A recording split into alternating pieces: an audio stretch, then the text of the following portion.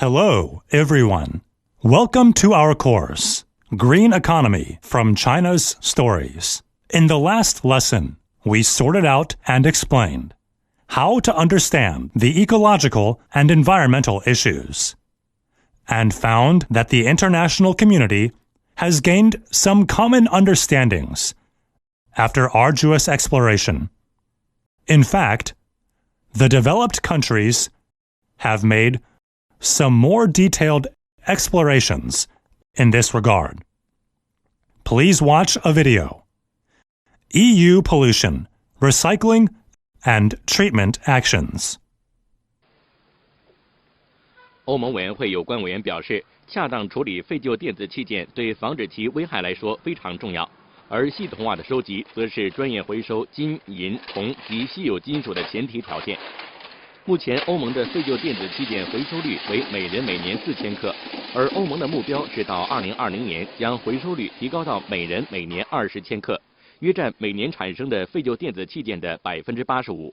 名为《废旧电器电子器件的修改版指令》的新法案，并未指明当成员国实现回收率目标后如何处理这些废旧电子器件，但建议加强对非法运输电子废料的监控，以防它们被运往其他国家，对处理废料的工人造成伤害。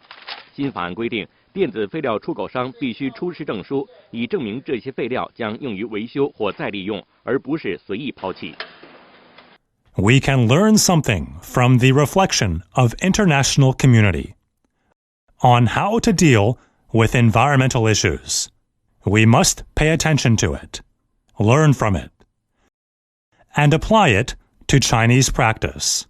The international reflection on environmental issues has 5 stages: preliminary understanding, common understanding, technical application, policy application, and global response. The global preliminary understanding of environmental issues comes from our common understanding. Silent Spring. Since the middle of the 20th century, catastrophic environmental events that occurred worldwide have forced the mankind to reflect on the drawbacks of industrial civilization, and people started to pay attention to the environment and sustainable development. A book that impresses us deeply or plays an important role to promote environmental protection is The Silent Spring. In 1962, Rachel Carson, an American biologist, published The Silent Spring. Following that was another book, appeared to promote the common understanding of the world. It was called The Limits to Growth. In 1972, the Club of Rome released The Limits to Growth. Silent Spring is a book that inspires people worldwide to protect the environment. The author is Rachel Carson, an American marine biologist. It was published in 1962. It describes a possible world without birds, bees, and butterflies for mankind.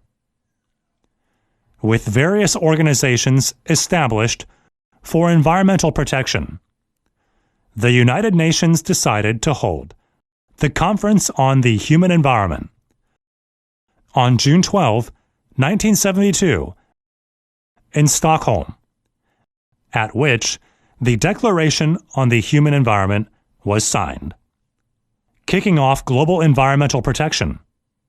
It can be seen that Silent Spring has promoted the cause of environmental protection. In June 1972, the United Nations held a conference on human environment in Stockholm, Sweden, and adopted the well-known Declaration of Human Environment. The Declaration is the main outcome of this conference. It comprises a proclamation of 7 common outlooks and 26 principles, reached by the participating countries and international organizations, to inspire and guide the protection and improvement of the human environment all over the world. The Declaration clearly declares that states have, in accordance with the Charter of the United Nations and the principles of international law, the sovereign right to exploit their own resources, pursuant to their own environmental policies, and the responsibility to ensure that activities within their jurisdiction or control do not cause damage to the environment of other states or of areas beyond the limits of national jurisdiction. International matters concerning the protection and improvement of the environment should be handled in a cooperative spirit by all countries, big or small, on an equal footing. This declaration helps promote the development of the international environmental law. It is also the start of the community of a shared future for mankind. The international community has gradually come to a common understanding of environmental issues. Agenda 21 is a very important topic. In 1987, the World Commission on Environment and Development issued a report titled Our Common Future. In 1992, the UN Conference on Environment and Development issued the Rio Declaration and Agenda 21. Agenda 21 is one of the important documents adopted by the UN Conference on Environment and Development, held in Rio de Janeiro, Brazil, during June 3 to 14, 1992. It is the Worldwide Action Plan for Sustainable Development. Agenda 21 is a comprehensive plan of action to be taken globally, nationally, and locally by organizations of the United Nations system, governments, and major groups in every area in which human impacts on the environment. It is a comprehensive plan of action. Agenda 21 is consisted of 20 chapters, involves 78 program areas, and contains more than 200,000 words. It can be roughly divided into sustainable development strategy, social sustainable development, economic sustainable development, and rational use of resources and environmental protection. Each part consists of several chapters. Each chapter has a preamble and program areas. The UN Framework Convention on Climate Change is also a very important document recognized by the world. At the UN Conference on Environment and Development, a treaty, UN Framework Convention on Climate Change, was signed. It was the start of international cooperation to combat climate change. The UN Framework Convention on Climate Change refers to the treaty adopted by UN General Assembly on May 9, 1992. In June of the same year, the UN Conference on Environment and Development was held in Rio de Janeiro and was attended by the heads of government of the world. The treaty was opened for signature at this conference. On March 21, 1994, the convention entered into force. More than 150 countries and the European Economic Community signed at the Earth Summit. The convention consists of a preamble and 26 articles, which are legally binding to the parties. The ultimate objective of this convention is to achieve stabilization of greenhouse gas concentrations in the atmosphere at a level that would prevent dangerous anthropogenic interference with the climate system. This exactly responds to what we have just said, the public attention to the global climate change. In this process, the international community has paid special attention to the application of environmental technologies. One aspect is the gradual systemization of technology system. The ecological concerns and technological revolutions that emerged in the 1990s have spawned the development of low-carbon economy, circular economy, and green economy. Related environmentally friendly policy-based tools and technological systems have been gradually systematized. Technological and institutional innovations are also hotspots that we pay attention to in the middle of the development process. For example, the circular economy emphasizes the use of cleaner production technology for production, and the use of ecological economic laws to guide economic activities. The technological and institutional innovation came into being. The application of policies has received great attention from various countries, and some consensus has been reached. The Green New Deal, at early stage, was a wind vane of the world.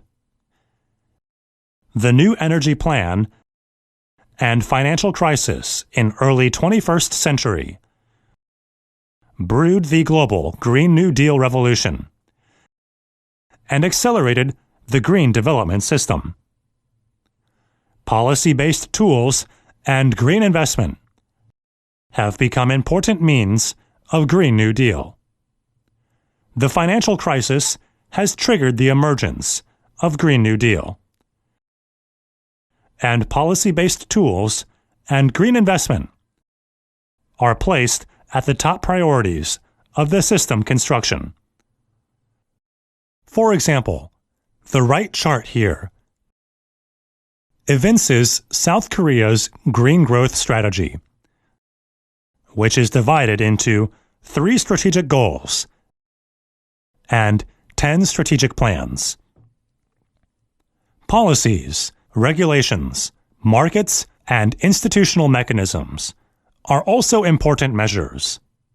The green economy emphasizes the relationship between improving human welfare, social equity, and reducing environmental risks and ecological scarcity. It promotes the systematization of relevant policies, regulations, market laws, and institutional mechanisms. For example, green investment and green design have produced unique experiences and cases that can be used for reference. How to deal with the environmental problems facing the world is also a topic that we should work together. One important thing is the path of action and policy-based tools.